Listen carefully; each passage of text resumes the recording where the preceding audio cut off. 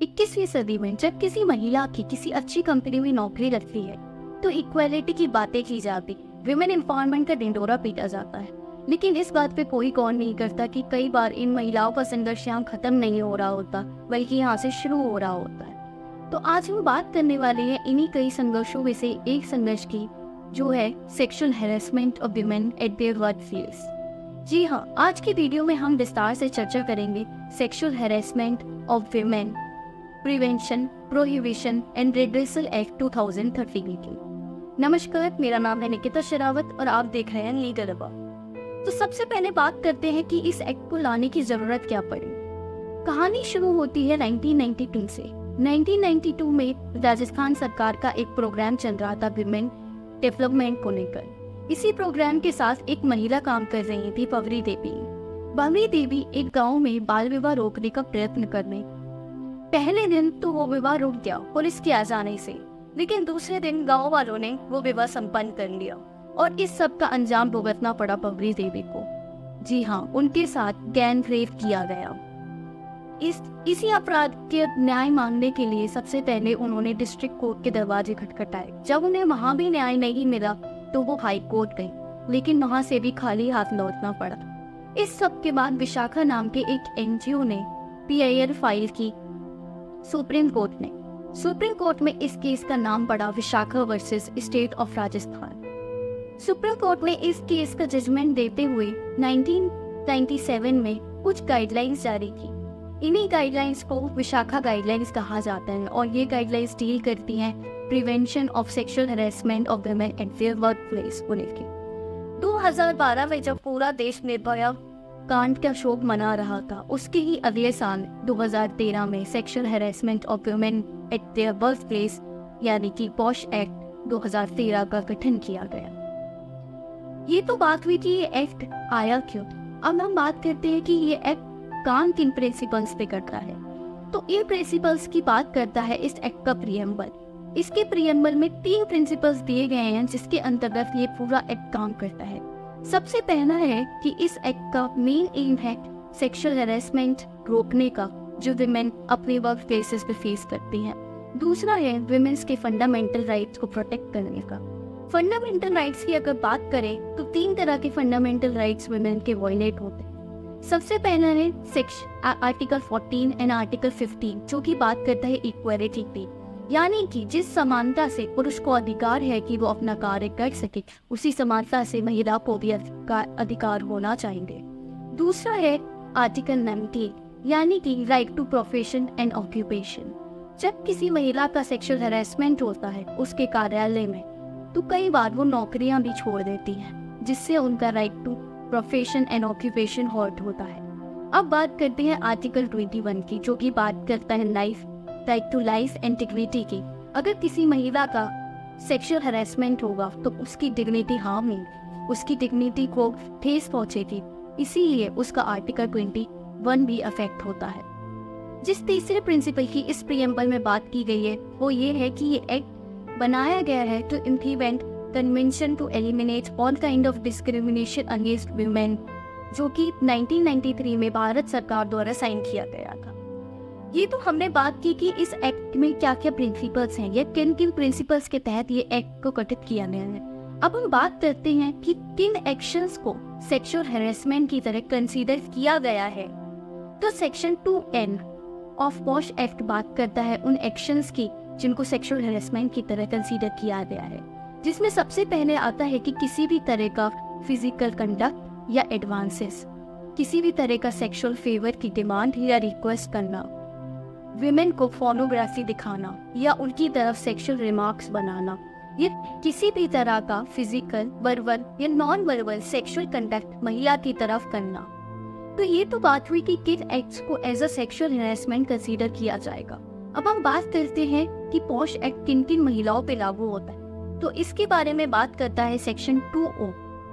Section 2O के तहत कोई भी महिला जो कि किसी गवर्नमेंट ऑफिस या प्राइवेट कंपनी के ऑफिस में काम करती हैं, किसी अस्पताल या नर्सिंग होम में काम करती हैं, किसी स्पोर्ट स्टेडियम में काम करती हैं, सिर्फ इतना ही नहीं, यदि कोई महिला आपके घर में भी काम करती है, यानी कि डोमेस्टिक हेल्प की तौर पे जो महिलाएं काम करती हैं, उन पे भी ये एक्ट लागू होता है।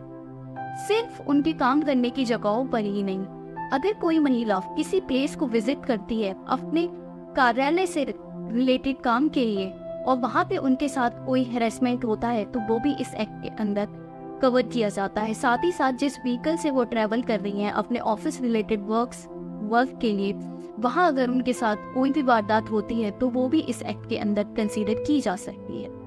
तो ये तो हमने बात की कि किन महिलाओं पे ये एक्ट लागू होगा।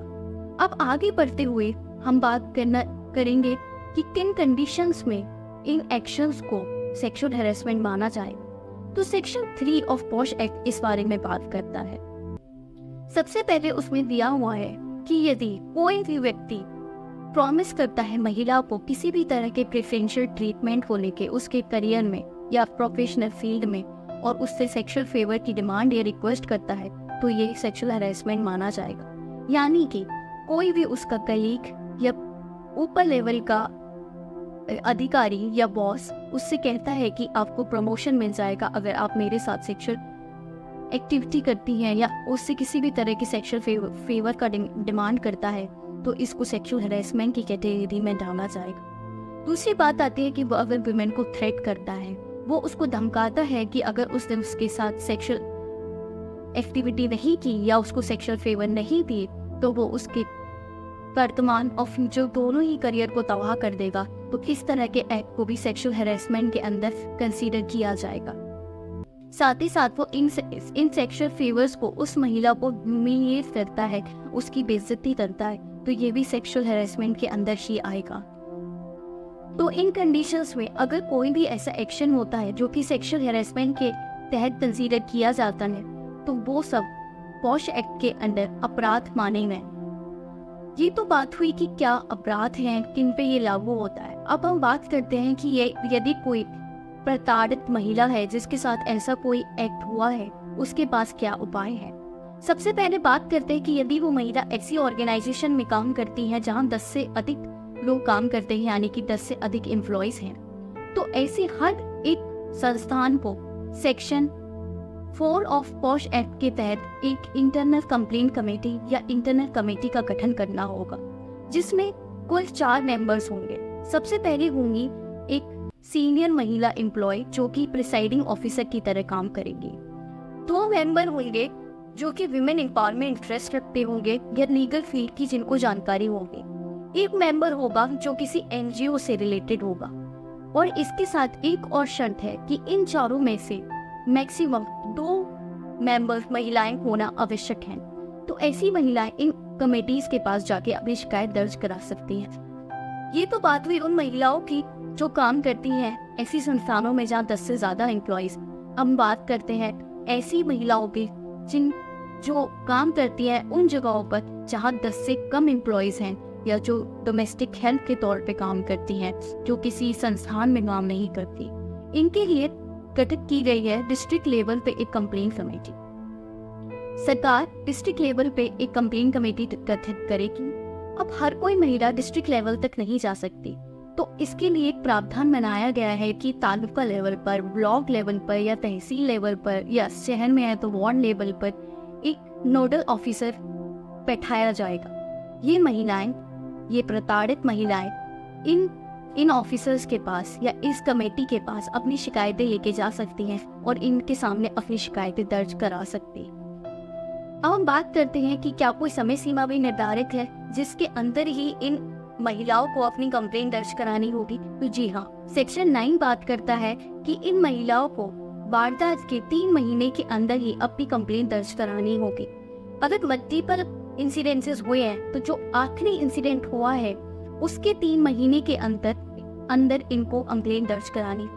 मान लीजिए कोई महिला इस 3 महीनों में कंप्लेंट दर्ज नहीं करा पाती है, वो टाइम एक्सीड हो जाता है, उसके बाद भी वो अपनी कंप्लेंट दर्ज करा सकती है, लेकिन उनको रीजनेबल कॉज देना पड़ेगा। उनको कमेटी को सेटिस्फाई करना पड़ेगा कि उनका डिले रीजनेबल है, जिसमें उस महिला का डर भी शामिल हो सकता है, नौकरी खोने का डर भी शामिल हो सकता है, या उसको जान से मारने की धमकी मिली हो, या उनको ये धमकी मिली हो कि हम आपको नौकरी से निकाल देंगे।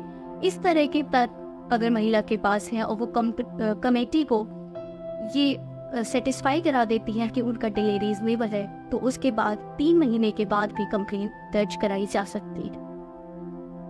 कुछ महिलाएं होती हैं जो कहती हैं कि हमें कोर्ट कचहरी के चक्कर में नहीं पड़ना है, हमें शांति से अपनी नौकरी आगे करनी है। तो इन महिलाओं के लिए सेक्शन 10 ऑफ पॉश एक्ट बात करता है कि वो महिलाएं रिटर्न में एक लेटर देंगी कमेटी को और बोलेंगी कि हमें कोर्ट कचहरी नहीं जाना है, तो आप कंसिलिएशन से हमारा समझौता करा दीजिए। समझौता का मतलब यहाँ ये नहीं है कि अपराधी विक्टिम को किसी भी तरह का मॉनेटरी कॉम्पनसेशन देगा। अगर कमेटी कहती है कि अपराधी माफी मांगे लिखित में या जैसे भी, और महिला उससे सेटिस्फाई हो जाती है, तो कमेटी कंसिलिएशन से दोनों पक्षों को बिठा के उनके बीच समझौता करा सकती है। लेकिन जो महिलाएं चाहती हैं कि उनका केस कोर्ट तक जाए, तो सेक्शन 11 बात करता है कि कमेटी उस इंसिडेंट की इंक्वायरी करेगी और उसकी रिपोर्ट आगे भेजेगी। इस तरह के अपराध सेक्शन 509 ऑफ आईपीसी में कवर होते हैं। यदि इससे ऊपर लेवल का कोई अपराध है तो या तो रेप की कैटेगरी में कवर होगा या डिस्ग्रेस टू वुमेन मॉडेस्टी के अंदर कवर होगा। और साथ ही साथ ये तो रही कि किस तरह से कमेटी काम करेगी या किस तरह से विमेन उनको रिक्वेस्ट कर सकती है। अब बात आती है कि अगर विमेन कहती है कमेटी को कि हमें सेफ फील नहीं होता है, वो इंसान भी वहाँ काम करता है जिसने हमारे साथ ये किया, सेक्सुअल हैरेसमेंट किया, वो अभी भी वहाँ मौजूद है, तो वो कमेटी को रिटर्न में रिक्वेस्ट कर सकती है कि हमें या तो वर्क फ्रॉम होम दे दीजिए या छुट्टी दे दीजिए। तो कमेटी उस एम्प्लॉयर को वो लेटर फॉरवर्ड करेगी और उन्हें ये ऑर्डर देगी कि इस महिला को या तो वर्क फ्रॉम होम कर दिया जाए या उनको हॉलीडे दे दिया जाए, या फिर वो जो व्यक्ति जिसके ऊपर सेक्सुअल हैरेसमेंट के चार्जेस लगे हैं उसे कुछ दिन के लिए सस्पेंड कर दिया जाए। तो आज हमने जाना कि इक्वालिटी का मतलब केवल बेटियों को पढ़ाना या नौकरी दिलाना ही नहीं है। सेक्सुअल हैरेसमेंट की वजह से ना जाने कितनी महिलाएं अपना वेल एस्टेब्लिश करियर खो देती हैं, उन्हें अपनी नौकरियों से हाथ धोना पड़ता है। तो मेरी आपसे रिक्वेस्ट है कि इस वीडियो को लाइक करें, ज़्यादा से ज़्यादा शेयर करें, शायद हम किसी महिला की इस वीडियो के तहत मदद कर पाएं। इसी तरह की वीडियो के लिए इस चैनल को सब्सक्राइब भी करें। धन्यवाद।